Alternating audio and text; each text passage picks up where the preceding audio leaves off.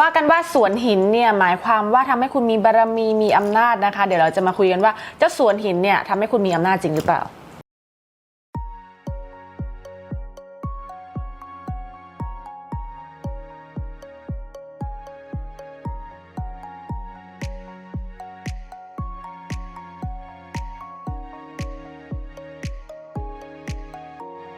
สวัสดีค่ะทักเซนบายออเดอรี่นะคะวันนี้เราจะมาคุยกันเรื่องฮวงจุ้ยแต่ว่าวันนี้จะเป็นฮวงจุ้ยนอกบ้านหน่อยจริงๆก็อาจจะเป็นในบ้านก็ได้นั่นก็คือสวนหินคือต้องบอกว่าจริงๆแล้วการจัดสวนเนี่ยมันมีหลายรูปแบบนะคะแล้วก็มีหลายเทคนิคมากแต่วันนี้เราจะคุยกันเรื่องสวนหินเป็นหลักแต่จริงๆสวนหินก็มีหลายเทคนิคอีกเนาะไม่ว่าจะเป็นหินก้อนใหญ่เด่นๆเลยหินรูปทรงแปลกๆหรือหินแบบเซนอะที่เขาวางเรียงแล้วเขาทำแบบเป็นเส้นสวยๆอะไรอย่างเงี้ยแล้วเขาก็บอกว่าไม่รู้เขาไหนอะเขาบอกว่าถ้าคุณมีสวนหินในบ้านเนี่ยหมายความว่าคุณจะมีอำนาจคุณจะมีบารมียิ่งหินสวยหินอลังการยิ่งจัดดีเท่าไหร่แปลว่าคุณมีอำนาจมากเท่านั้นคำถามแกไปญี่ปุ่นแล้วใช่ปะเคยเห็นคนญี่ปุ่นมีอำนาจปะ คือคนญี่ปุ่นมีวินัยแล้วก็ต้องทำตามกฎตลอดดังนั้นเขามีอำนาจในตัวเขาปะไม่สิถ้ามีจริงก็ไม่นำนำกฎว่ากูมีอำนาจกูมั่นพอคือตลกตรงที่ว่าใครก็ตามที่คิดเรื่องเนี้ยมึงช่วยเอาอะไรที่มันใกล้เคียงกับสิ่งที่มึงเอามาหน่อยได้ปะเอาไปจับย้อนกับคิดย้อนกลับไปนิดนึงอะไรเงี้ยนิดนึงน่ะแล้วถ้าให้พูดจริงๆหินน่ะปกติแล้วสวนหินน่ะมันเริ่มแรกเนี่ยมันเริ่มที่จีนกับญี่ปุ่นใช่ไหมของญี่ปุ่นเขาจะทำให้เป็นเส้นสวยแต่ของจีนน่ะเขาจะแบ่งตามสีแล้วก็แบ่งใหญ่ใช่แล้วโดยปกติแล้วอ่ะหินน่ะก็เหมือนที่เราไปพระที่นั่งของซูซิเทเฮาอันสุดท้ายเห็นปะหินน่ะมันเอาไว้ใช้ทำฮวงจุ้ยจริงแต่มันต้องเป็นหินพิเศษไม่ใช่หินมั่วซั่วหินอะไรก็ได้มันไม่ใช่นั่นคือข้อที่1ข้อที่2หินน่ะเอาไว้ใช้ทำลายก็ได้เหมือนซูซิเทเฮาใช้อ่ะกับหินน่ะเอาไว้ใช้ช่วยก็ได้แล้วแต่ทุกวันนี้โดยปกติพื้นฐานน่ะเขาพูดว่าถ้าทำสวนหิน 99% ของคนที่เรียนรู้ทางเซนเขาจะเอาไว้ใช้ในการเดินสมาธิเพราะมันเท่ากับว่าได้นวดเท้ามันจะเป็นหินแบบหินแม่น้ำที่มันกิ้งเกลี้ยงอ่ะแล้วเขาจะเอาไว้ใช้เดินจงกรม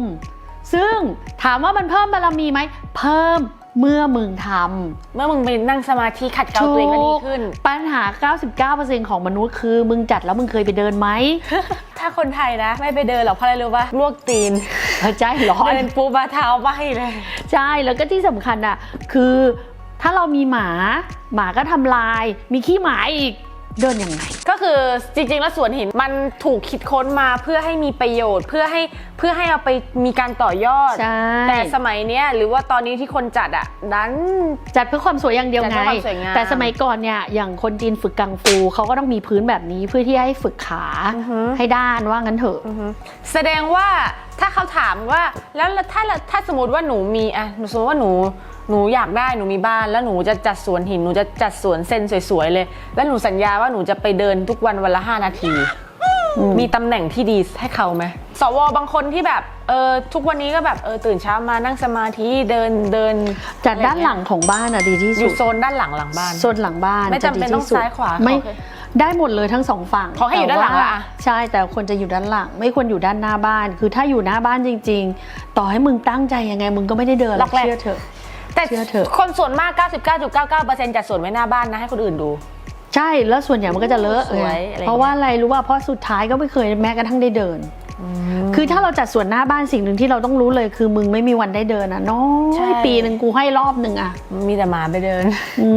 อย่างที่ม้าบอกมันมีหินหลายประเภทแล้วทรงของหินก็มีผล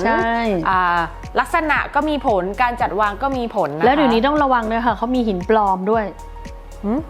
เวลาหินก้อนใหญ่มีหินปลอมจำได้มากมันไม่ได้ให้พลังงานของหินด้วยซ้ำเพราะว่าบางอย่างมันคือปลอมใช่แล้วไอ้พวกหินเรืองแสงก็ปลอมหมดไง บ้านเราก็ใช้ใช่มันแต่ว่ามันสวยไม่มีประโยชน์อะไรแต่มันสวยนะคะก็อีกอย่างหนึ่งที่ต้องระวังก็คือระวังโดนของปลอมนะคะสำหรับคลิปนี้นะคะอาจจะสั้นหน่อยแต่ว่าถือว่าได้แรปอัพให้ทุกคนฟังแล้วแต่แถมหน่อยละกันพวกที่ทำสวนหินส่วนใหญ่ก็จะเลือกที่จะมีน้ำตกแล้วก็มีสวนแบบญี่ปุ่นมีน้ำไหลอะไรอย่างเงี้ยก็เตรียมเป็นภูมิแพ้กันให้ดีๆคือถ้าเอาเข้าบ้านก็ต้องยอมรับได้กับสิ่งที่มันจะเป็นก็เลี่ยงได้ก็เลี่ยงนะคะก็ถ้ามีหินและคิดว่าจะได้ทำจริงก็ ตามนั้น ก็ทำตามนั้น